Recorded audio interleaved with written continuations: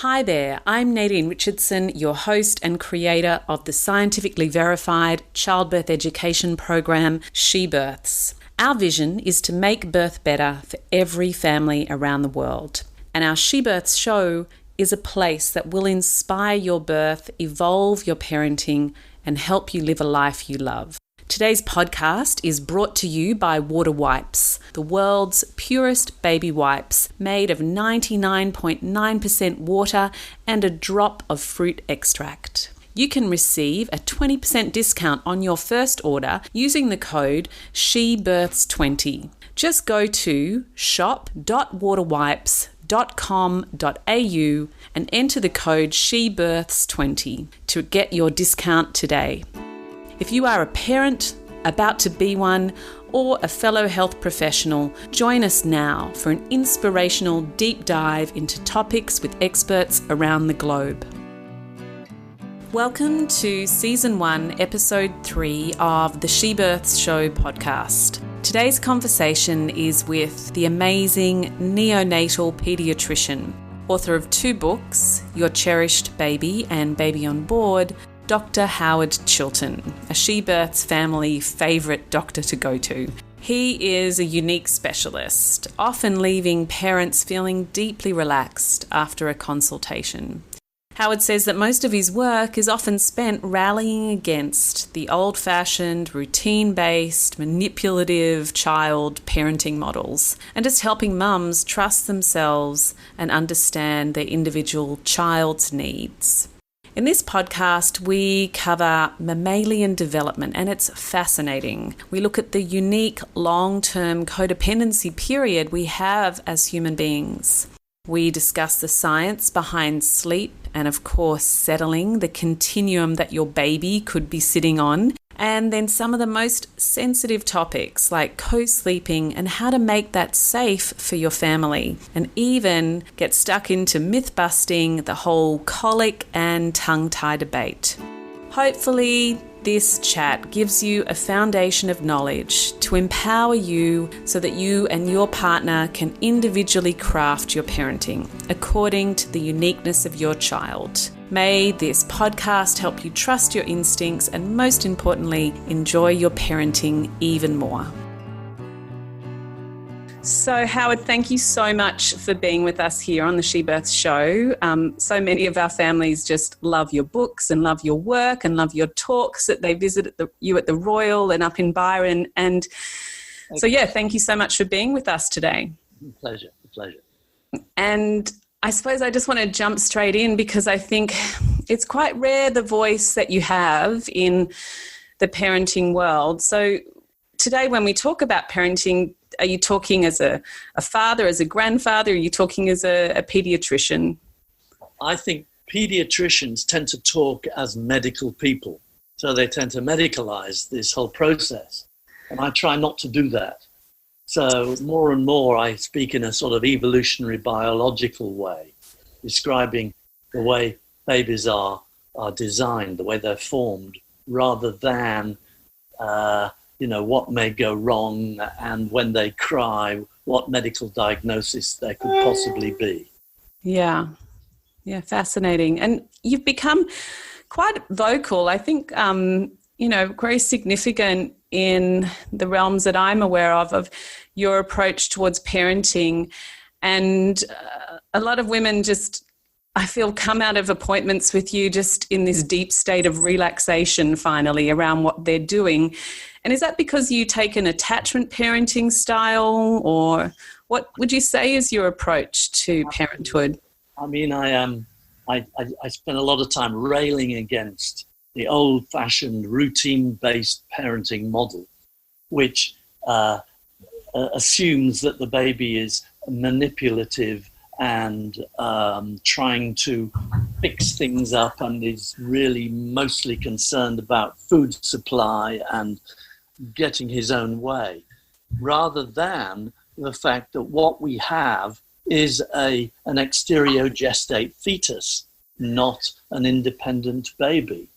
And I think if parents go away understanding that they have a baby who needs exactly the same level of care as he got in the womb or she got in the womb, then they're most of the way there.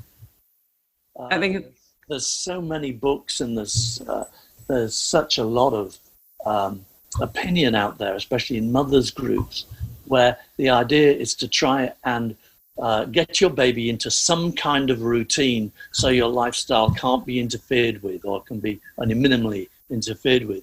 And unfortunately, life is not quite like that. Babies demand a complete lifestyle change because they are unbelievably dependent. That's right. They are. We have such a long codependent period with our young compared to other mammals. We have this 4th trimester postpartum, as you explained so beautifully in that evolutionary term. All human mammals are born premature because our pelvises had to narrow as we evolved and developed. And so we have this very important 12-week period, which really must be almost a replication of in utero style environment, do you think? Yeah, but I say it much longer than 12 weeks. Yeah. We're talking about primates. We're talking about babies whose parents got up on their hind legs and became bipeds, because that changes the whole anatomy of the pelvis. It narrows the birth canal. And it means that the most advanced primate, which is Homo sapiens, actually has to deliver the baby extremely prematurely in order to get that big brain out through a narrow athletic pelvis. Even chimpanzees are twice as mature in terms of brain development than humans, and with only 3% difference in their genome. But a baby chimpanzee has got 45% of their brain formed by the time they're born, and humans only have 25%. Whereas most quadruped mammals are about 80%. So, your quadruped mammal can have a baby and it gallops around the paddock on the day it's born and then spends a few months with mum and dad and it's off. But primates have a whole different kind of development. We are a continuous contact species. And I think there's another difference too. Between erect bipeds and quadrupeds. Also, the fact is that a lot of quadrupeds are nesting. And when you have a nesting baby, you can leave them in a hole in the ground in a burrow while you go off and graze. And your milk reflects that baby's needs, and those milks tend to be very concentrated. They're high calorie, they're low carbohydrate, and the babies aren't fed that often. So rabbits are only fed once a day, and they've got 50% fat, they've got 13% protein, and they're absolutely silent. They stay in their little burrow and they don't say a thing, neither do they poop, because they don't want to attract predators by sound or smell. But when you get to our end of that continuum, you end up with a continuous contact milk, which is human milk, which is extremely dilute. It's 1 to 2% fat. You've got protein, which is 0.8 to 1.2%. So it is not, and the more dilute it is, the more often it needs to be fed. And our babies need almost continuous contact, or that's the way they have evolved. Now, they're different kinds of babies from the nesting babies. As I said, the nesting babies, they stay in their little burrow and they never say a word. One comes back. And when she comes back, she lifts them out of their cot, licks their bum, and they poop. And then she puts them back, and then she feeds them, and then she goes and clears off for a number of hours again. Our babies aren't like that. They howl if they can't feel there is a mother close by. And that is because it's a continuous contact milk, and they need their mum up close to stop them being eaten by predators. And I think that's the critical thing. They are not concerned about food supply. It's lovely to have it close, but mostly they need their mum for protection. understand that, that changes their view about the fact that the baby cries every time she puts him down. I get this in postnatal wards. I can't seem to put him in his cot. He wants to lie in my chest. Well, of course he says. That's safe. It reminds them of being in the womb, and to feel his heartbeat, your heartbeat under his ear, gives him a supreme feeling of security and safety. That's the point. And this doesn't evaporate in a few weeks or even months. I mean, babies and children, toddlers even, they love to be close to their mum and stay close. You get a 1-year-old, oh, the baby's really clingy. Well, of course he's clingy. At the age of a year, he suddenly realized that he's not part of his mother's body. And it gives him a charge of enthusiasm, but it also terrifies him. Yeah, I think it's so helpful to build that context around different mammals and brain development and the quality of our milk and understanding the mammal and protection. I just think that information is actually can allow people to completely readjust how they feel towards their child, how they respond to their child, how relaxed they feel in their daily role of parenting. Is that what you find? Very much so. I spend most of my time during my consultations talking to mum about this so that they can stop their ears to the stuff that's going out on social media and what often happens in mothers group. There's some wonderful mothers groups where they've got this and they support each other and they have it really helps everybody. But if you have people who are into the other model, which believes that babies ought to be put into a routine, they need to learn how to self-settle. And if you don't teach them how to sleep on their own, they're never going to learn it. And this is manifestly untrue and is damaging to the normal relationship mothers want to make with their babies. Yeah, it is. It's heartbreaking sometimes to see that disconnect getting stronger and stronger and the panic and the tension building. But of course, babies do learn to self-soothe and regulate to a certain extent. When does that start developing and how does that continue? Well, but it's a continuum and it depends on the temperament of the baby. In the Washington group divided babies into self-soothers and signalers as two ends of the spectrum. The self-soothers with the baby next door who's been sleeping through the night since you got him home. Just lucky. And the signalers are ones who squawk every time they do not feel there is a mother close by. And it's just part of a normal distribution curve. And you have to find out from your baby what his or her needs may be. And this is not one size fits all. And there are some babies who really, they go home and they're sleeping. I had one mum in my room and she was kind of bored. The baby was asleep all the time. and she wondered if, in fact, things were, a bit of a concern. And so with these mums, I always show them and I'm looking for it now. And this is a little slide that I got from a conference, which is the range for normal 24-hour sleep. And 0 to 2 months for breastfeeding babies, the average is 14.6 hours, but the range is 9.3 to 20. That is the normal range. And if you've got a 9.3-hour baby, they have a couple of, 3 or 4 naps during the day, and, they're pretty busy in the night, and it's still 9.3 hours. But if you have a 20-hour baby, they spend most of their time, in their cot or on your chest or in the pram fast asleep. So you can't get advice from others about your particular baby. I think that's so helpful. And I don't really like labels and I don't like boxes, and I try to be as broad and as open and help people to sort of pick and choose and navigate their path with birth and with our mothers groups as well with parenting.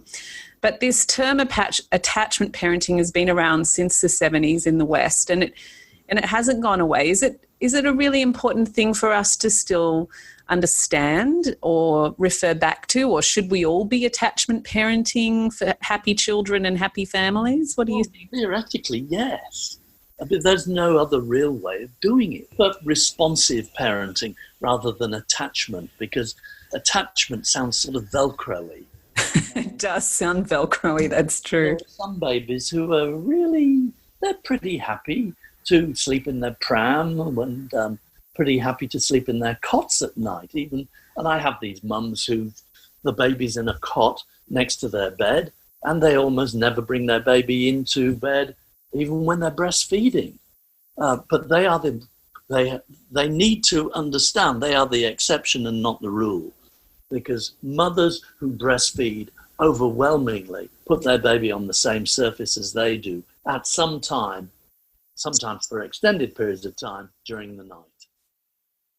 Yeah, and that's a really big topic. And I mean, I co-slept with Leroy until he was about 18 months full time, and then he progressed towards his own bed. And I have no idea when he stopped sleeping in my bed. I've got no idea. You just sort of relax about it, just like the puppies come into my bed at some time in the night and I don't even know when it happens. I just let it happen. And is it safe? I suppose that's the one thing everyone's wondering. Is it safe to co-sleep? I mean, we didn't have alcohol or medication, in our home. So what are the sort of paradigms of safety and what do you think is appropriate?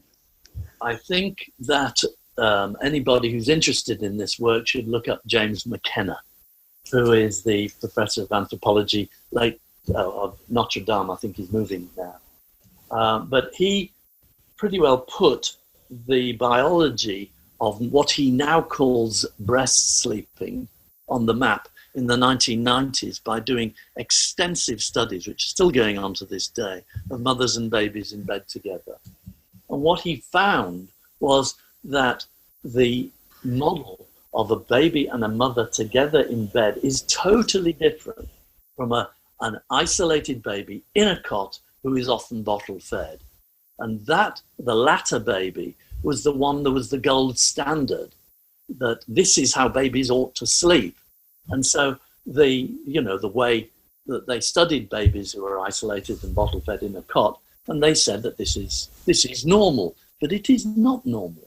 This is one particular model which is highly related to the 20th century, actually, since the development of formula. But before that, the correct sort of the integrated biobehavioral system of babies and mothers in bed together is a standard. And now the studies are in. It seems that in the absence of the risk factors that we know about, and those are the risk factors which weren't playing a part in the Pleistocene when this whole evolutionary system was developing, and it's been going on for millions of years. It works extremely well. But when you interfere with it with booze, drugs, cigarettes, modern sleep arrangements like sofas and animals in the bed and toddlers in the bed and other risk factors, in the absence of those risk factors, there is nothing inherently dangerous about sleeping with your baby.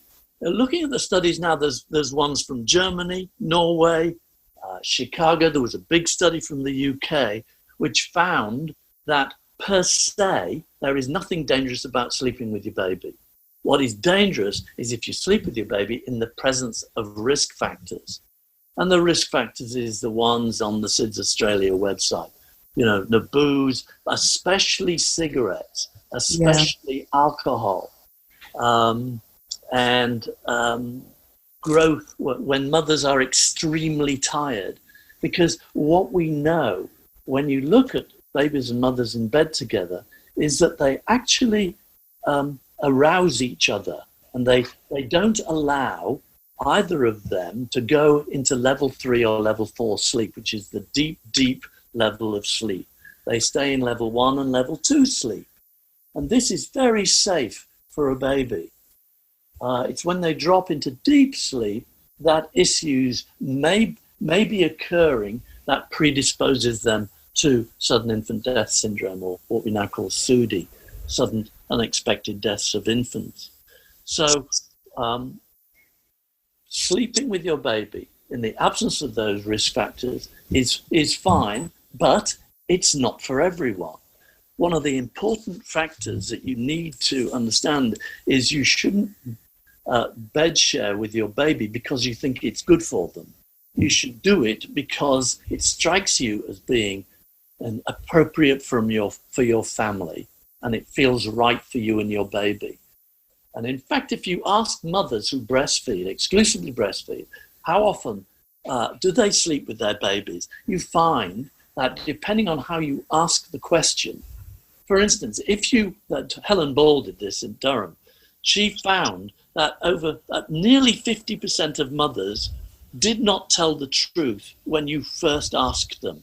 So you said, where does your baby sleep at night? And they will know that the baby is supposed to sleep in a cot. So will tend to say, well, he sleeps in a cot, because they don't want to get involved with a discussion which might criticize them.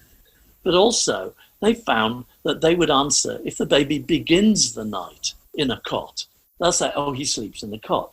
After the first feed, they did translocate into the mother's bed by some magical means. But the point was that she found that when all of these numbers were added up, you were having 80%, 85% of mothers who breastfeeding have their babies on their same surface at some time or all of the time during the night. And the risks are not increased in those mothers as long as there's no risk factors. You see, when you're in bed with a baby, for a start, when you're breastfeeding a baby in your bed, they're on their back. Now, we know that babies, starting in the 1990s, putting babies on your back to sleep, the so-called back to sleep campaign that started in the 90s, really dropped the SIDS rate enormously, because it is unnatural for babies to sleep prone.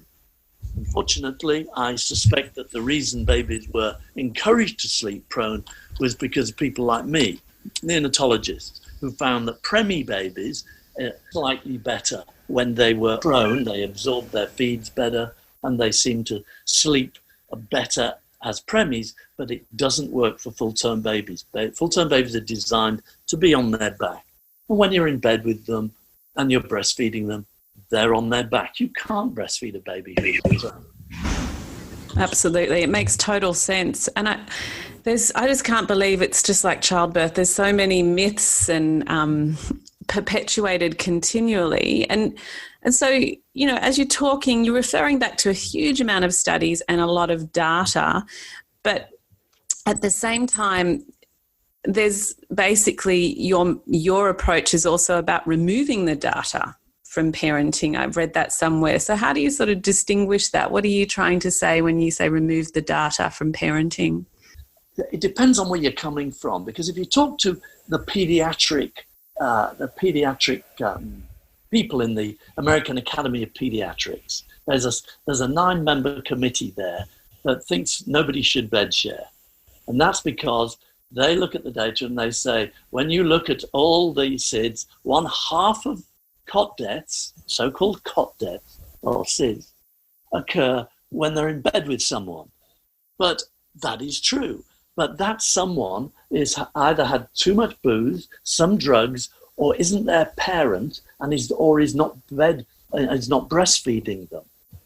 So as soon as you get into the formula-fed baby, the mother and the baby sleep differently. They have a different sleep relationship, which is not as stable and as safe as when the mother is breastfeeding. Because when you're breastfeeding, the closer the baby is to you, the more often your baby feeds. And in fact, it's an exponential graph. If they're up against you, they'll feed, 6, 8, 10 times a night. If they're 1/2 meter away, they'll feed maybe only 2 or 3 times. If they're 1 meter away, maybe only once or twice. So we know the closer the baby is, the more they feed, the more they are aroused, the more the mum inspects the baby during the course of the night. She'll wake up, and if the baby's really sleeping just a little bit too deeply, she will, without even really being consciously awake, she'll nudge the baby and get her up into a lighter level of sleep. So she's giving her baby arousals, and it's arousals which help regulate baby's breathing patterns. And there's another thing too. You find that most of the time when mothers are in bed with their babies, they are very close to their baby's mouth, and they are breathing on their baby. Mm-hmm. Now, that's interesting, because we know babies have a phenomenon called periodic breathing. That is, they breathe, puff, puff, puff, puff, puff, puff, puff, puff, fades away. They can stop breathing for up to 9 seconds, and then they start breathing rapidly again, and then fade out. And then, if you observe this in the baby in a cot, it can make you quite anxious. 9 seconds apnea, no breathing, is quite a long time, but it's actually within the normal range. This is because the baby's brainstem is relatively insensitive to carbon dioxide dissolved in their blood. And carbon dioxide in your blood is your main breathing trigger. So what we find is when the mothers are close to their babies at night, they're breathing exhaled gas from their lungs, which is laden with carbon dioxide on their baby. It raises the baby's inhaled carbon dioxide and eliminates periodic breathing. So they are then breathing more regularly and more appropriately, having their mother close. So the whole system is designed the way it is. I love it. It just brings back so many cute memories as well of all those little warm breaths and beautiful smells. And have you seen some of that lovely footage where families are sleeping together and in their sleep they all mirror one another, like dad rolls and then mum rolls and then baby rolls? Have you seen some of that? No, I have indeed. And mothers tend to actually adopt a C position, enveloping their baby, with their baby up by their shoulder. And, they keep shifting the baby around, and then the baby nuzzles up and has a little suck. And sometimes the feed is only, takes some 15 seconds and they're fast asleep again. And that's, a lot of mums say, I don't want to encourage my baby to use me as a dummy. To which I answer, why ever not? You are much superior to a dummy, and it's entirely appropriate, because breastfeeding is not just for food. It's for connection and security and feeling close and feeling loved and smell and taste and this whole symphony of sensorial input from the baby, and they just relish it. And it's nice they also get fed, but hey, that's not the main thing on the menu. Yeah, there's so many other wonderful factors. And I mean, the World Health Organization recommends 24 months. People, when I talk about that in our education program, people often really shocked and become quite afraid. And I just reassure them that don't worry, your child's not on your breast the whole time for the next 2 years. There'll be a slow weaning process and the introduction of solids at 6 months. But I do see a lot of women struggle with the weaning, and we see lots of other sort of glitches. I also let people know that the majority of us aren't going to get off scot-free through the breastfeeding period. There will be some glitches along the way, or some points where we need support and require maybe persistence, and there'll be challenges. But in your experience, what are most of those challenges that you see? What are the more common ones? Before I get onto that, I must tell you about Detmeyer's data from the University of Baltimore. She's an anthropologist. And she looked at non-human primates to see, looking at their example, how long we should be breastfeeding our babies for. So she looked at everything from marmosets to gorillas and chimpanzees, all that. And she used biological markers like the time of gestation, the time to tooth eruption, the time to double, triple, or quadruple birth weight, the time to sexual maturation, and all of these fixed biological markers, and plotted them all out for all these different apes and monkeys, and then looked at humans to see how long we should be breastfeeding based on that data. And it's 5 to 7 years. So, right, that's not going to go. So let's look at, she then moved to Africa and South America, where she looked at developing world tribes that had not had much contact with the West, and looked at 20 of these tribes and took the average time they breastfed and then did the average of the average, and it was 2 to 3 years. So she looked back to see when it was that humans started to think that it was normal to breastfeed for 6 to 12 months, and it was with the introduction of formula. That changed our attitude to breastfeeding. Up until then, we were breastfeeding our babies for long periods of time. Now, I'm not encouraging 5 to 7 years. I mean, Georgie, my daughter, she's a board-certified lactation consultant, and she's now breastfeeding baby number 2. And she's just been through, the little lad's 15 months, she's just been through a bout of mastitis. And, and she thinks, how can this be? And it's a challenge, but you go through these little challenges and overcome them. But when you see her 15-month-old baby who he's playing on the other side of the room, he'll come over, he'll go onto her breast, he'll have 3 sucks, and that will fortify him to go out and do whatever he's doing again with a little more security. And it's a wonderful process, but it's extremely time-consuming.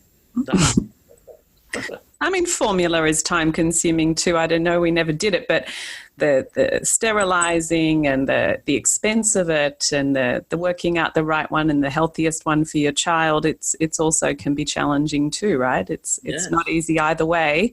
I agree. Yeah.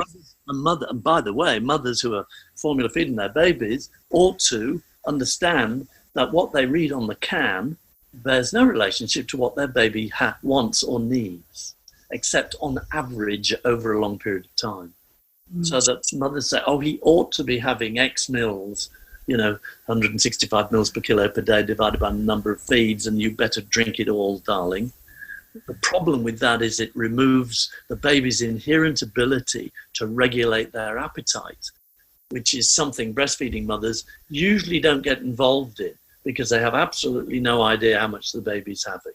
And that's the way to do it. The baby should learn to regulate his appetite and not have it imposed upon them. Yeah, that makes total sense, which would give them a greater connection to their digestive and appetite needs as they grow older. That's exactly right, which is why even the fattest, most obese, roly-poly breastfed babies tend not to be like that when they get to be toddlers. They tend to slim down. Very little obesity later on in the fully breastfed baby early on. Mm-hmm. So what other issues? I know you've helped some dear friends of mine and lots of our She Births families over the years with breastfeeding issues. And I suppose apart from, the mastitis journey, but do we see more tongue tie these days as well, and lip tie? Well, I'd rather you didn't get me started on that. Oh, okay. We can save it for another podcast. I'll just briefly say that there is an enormous amount of inappropriate propaganda about tongue ties. It is possibly likely that some anterior tongue ties that you can see are relevant with breastfeeding. And if they're thick and juicy, and I've got a wonderful picture that I've got on my phone of a 100% anterior tongue tie, which is the thickest, juiciest thing you've ever seen, which is strapping the tongue down to the base of the mouth. That's an extreme form. So, these possibly will improve breastfeeding when you cut them. But unfortunately, it's gone crazy. And now people are talking about the so-called posterior tongue tie, which in my view is a congenitally shorter tongue Not all of us have tongues like giraffes that we can touch our nose with. And some of these babies are being diagnosed as having a so-called posterior tongue tie and are being subjected to laser therapy without an anesthetic for the most part, where they actually have the base of their tongue cut down to the muscle. Not only that, they're talking about the upper lip tie, which is present in about over 90% of normal people and babies, and it is completely harmless, and it doesn't relate to breastfeeding. The idea that your baby should flange his upper lip in order to get a good latch to the breast doesn't happen to be true. The upper lip should be in the neutral position, and flanging it is the old special K idea of the mouth of a baby who's breastfeeding is very old-fashioned. And these poor babies are getting their upper lip tie cut as well. And I've heard that there is some issue with later on that they may develop with their secondary dentition. Their incisors may come out too close together. That band in your upper lip is designed for a purpose. They've also invented things called buckle ties, which I actually know very little, if nothing, about. And they've been invented by the people who are doing this oral surgery on babies. If you go on the mothers' groups, many of them think that lip ties and tongue ties are the cause of, as far as I can see, every known neonatal complaint, from screaming in the baby seat, in the car seat, to autism and cot death and colic and air swallowing. And it's going crazy, and it really is not appropriate. It needs to be brought back to where the proper peer-reviewed data is telling us. And what that is telling us is we're not sure which tongue ties are benefited, their breastfeeding is benefited from having their tongue tie cut. I will cut anterior tongue ties if mum is getting sore breasts and babies are brought to me with that. But I do so with the sure knowledge that only a small proportion of those mothers will have an improvement in their breastfeeding experience. Wow, that's really interesting, because we've had people almost they felt forced by dentists Yes. to go through procedures, and women being almost coming out in tears from appointments. And yeah. I'm looking after a baby right now who has oral aversion. He will not go on the breast because he had the full laser therapy and he hasn't been on the breast since. You put anything near his mouth and he goes nuts. And this is not a rare happening for babies who have this laser therapy. And a lot of dentists, I'm afraid, are no longer needing to look after teeth. They just do this for a living, and it's not good. No, that sounds terrible. That poor child. That's awful. So your other fantastic expertise, I think it's like really profound information, and it just blew my mind when I heard you talk about it, was your explanation of colic and what it's caused by. Could we maybe just start by explaining what colic is? It's an acronym, am I right? We tried to make it an acronym, cause obscure lengthy infant crying, but it never caught on. The point was that colic has been labelled as an issue for babies since the very first paediatric textbook ever published in 1543, Book of Children. They talked about colic and griping of the guts in babies.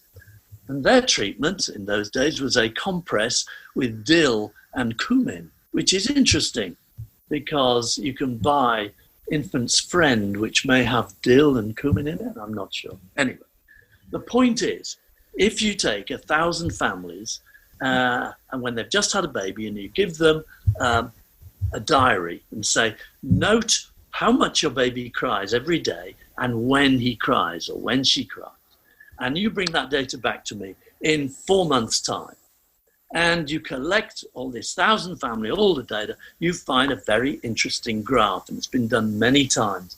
And that is that it kicks off the unsettledness of the baby, that is the amount they cry or fuss during the day, kicks off at around 2 weeks of age and peaks at 6 weeks, with the average baby on an average day crying for 3 hours a day in a Western family. And 50% of babies will cry more, 50% of babies will cry less. And when you find out when is most of the crying going on, it tends to be at 6 o'clock in the evening. Now that sounds to me like colic, but that is normal crying. Now, if you follow them up from 6 weeks, it tends to trickle down, and then it absolutely falls off a cliff at about 3 to 4 months. This phenomenon of evening screaming, unsettled babies during the course of the day, maximally at night, tends to disappear. And this was described by Barry Brazelton in the 60s, and it was repeated by the Canadians in the 80s, much bigger study. And so we're pretty sure that this is the way babies behave. Now, let's look at the colicky baby. The colicky baby is defined entirely by the amount they cry, because there is absolutely no unifying etiology, causation. There's no pathology attached to it. And there's been decades of research looking for why this group of babies cry more than others. And it's about 10% of babies cry what we say a lot. So that's how you define colicky babies. They cry a lot. And it tends to be worse in the evening, 6 o'clock or evening colic, and it tends to get better at 3 months. It's called 3 months colic. And so what we've got is really a baby. If you've got 10% of the population, and this is a normal phenomenon, what we've got is a baby who's on the what we would call the 90th centile for unsettledness. He's still in the normal zone, but he's at one end of the spectrum. And you've got some babies who sleep all the time, and they're at the other end of the spectrum, but they're all normal babies. But you see, why would babies cry most why would it peak at 6 weeks? What is it that babies are doing at 6 weeks that they weren't doing before? Well, at 6 weeks, babies smile, look around, and take in their surroundings much more than they did before. And so but they don't have an off switch when they smile and look around at people. And that's the point. As soon as babies smile at you, immediately this genetic mechanism we have in our brains that makes us want to look after and nurture babies kicks in big time, especially with grandmas and sisters and cousins and aunts and anyone else who's around. And they stare at the baby, and they just can't get enough of this beautiful face, the big eyes and the little nose and the round cheeks, what the Germans call a Kunschunschema, something like that anyway, characteristics of cuteness. Our babies are designed to evoke nurturing. And so everybody gets in the baby's face.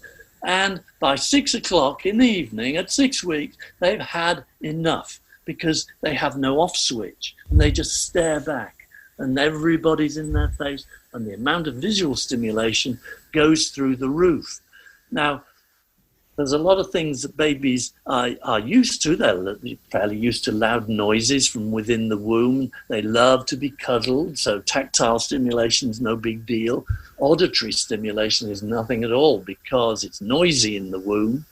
But visual stimulation, there isn't much in the womb, and they're not really used to looking around and seeing things. And they also are designed to gaze at people's faces.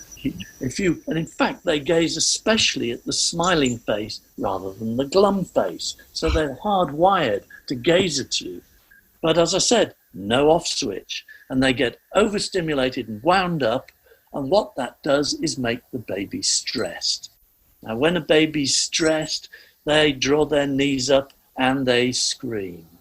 And there's another problem for them. Babies have a mechanism for relieving their stress, and that is sucking. When a baby sucks, it decreases their stress. They secrete beta-endorphin hormone into their brain, which is a neurohormone that makes them feel calm and wonderful.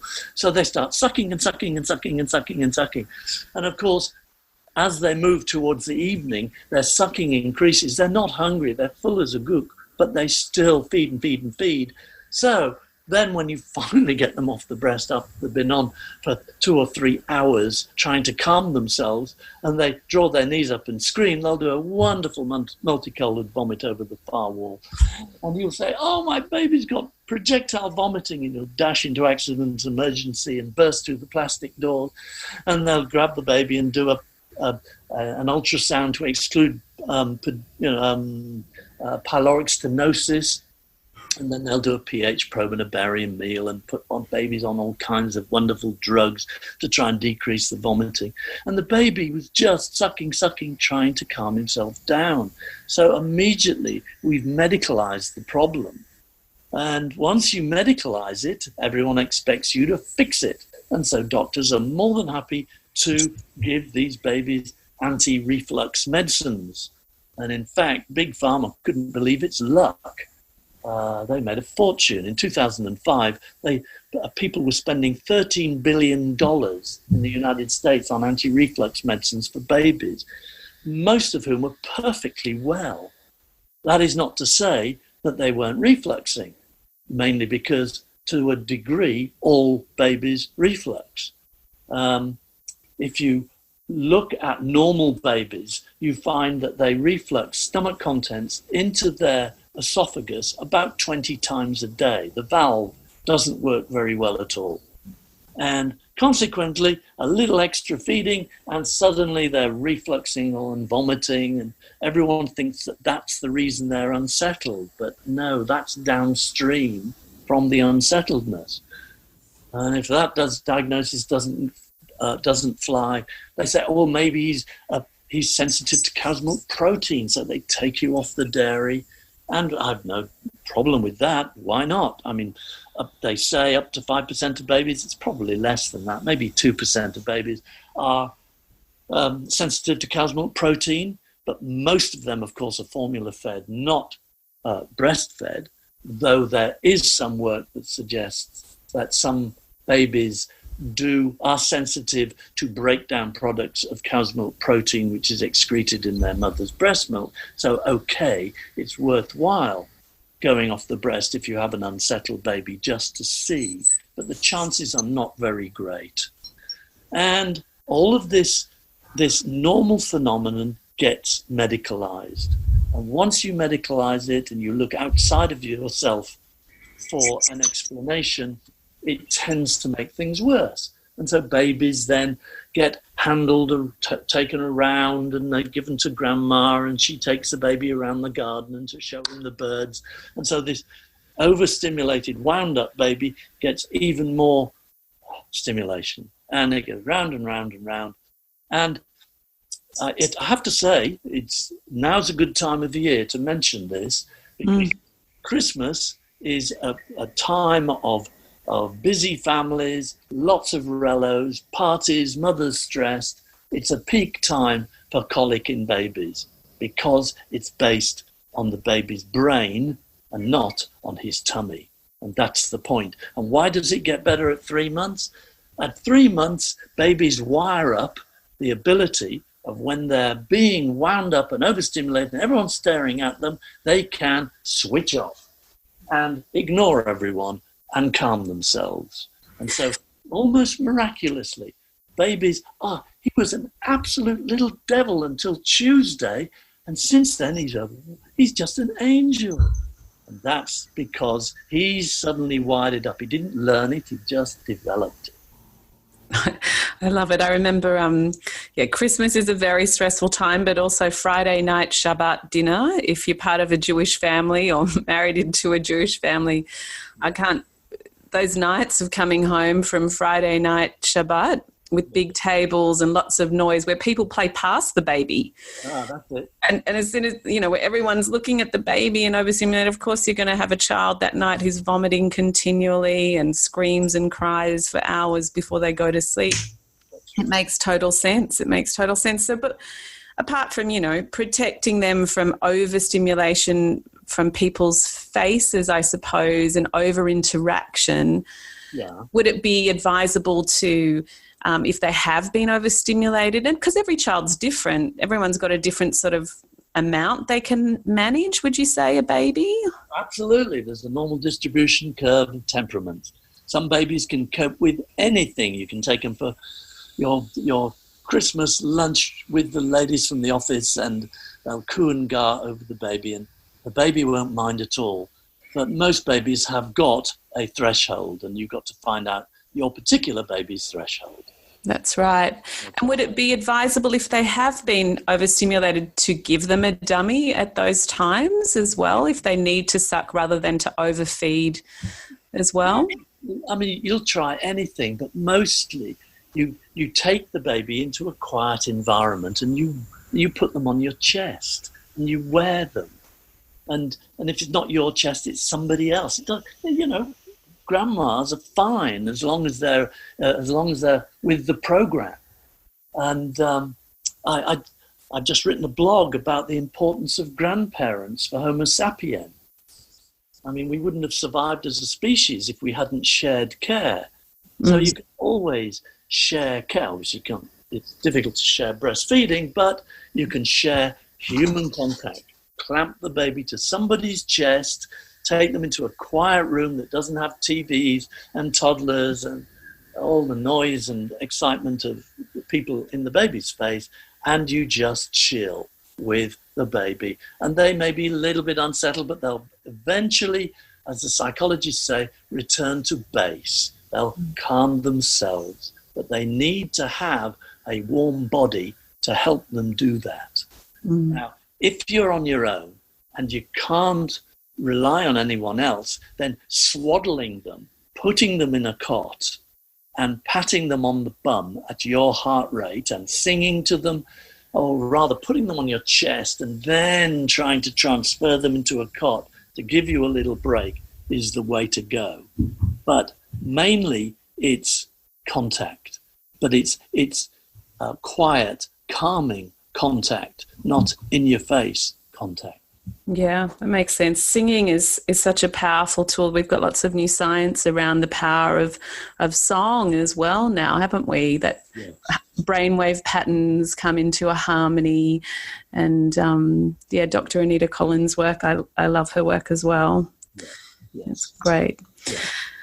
I mean, it's so much about finding those reserves as a parent, I think, because we're not raising our child in a village, as you point out, although it's beautiful that your daughter and grandchildren live down the road from when you're up north and we had our family around. There's so many people now, particularly in Australia, who don't have family around, and I just suggest to the mums, the moment they go out the door, just go and sit on a park bench and start to just talk to some of the older people around, those people who've got time, who can give that and share that and share a different quality of love, I think. Yeah, I agree.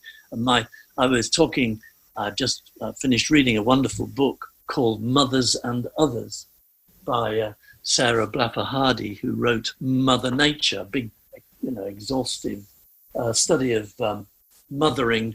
She's a primatologist and an anthropologist, and she's written this book about the inherent altruism of the human.